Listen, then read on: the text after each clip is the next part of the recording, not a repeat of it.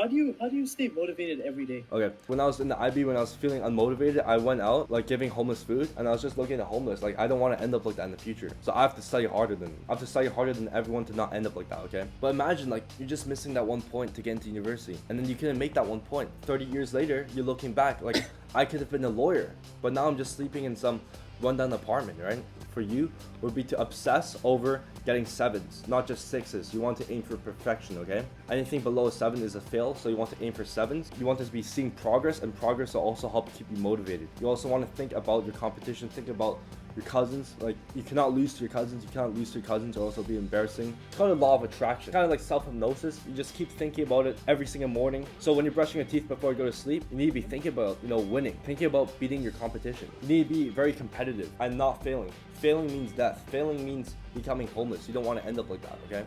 You want to end up worse than your cousins? Of course not. Exactly. So you have to I keep wanna be thinking. better, man. Exactly, man. So you have to keep thinking Yeah, man. that you want to be better than your cousins, that you have to beat your cousins, right? Imagine you ending up homeless and all your cousins becoming super successful. That'd be embarrassing, right? So you have to like obsess over the fact that you cannot lose, that you have to beat your cousins, that you have to beat your competition. It's just obsession that'll help motivate you at the end of the day. And when you're sleeping, the 10 minutes before you go to sleep will actually feed into your subconscious. So whatever you think in the 10 minutes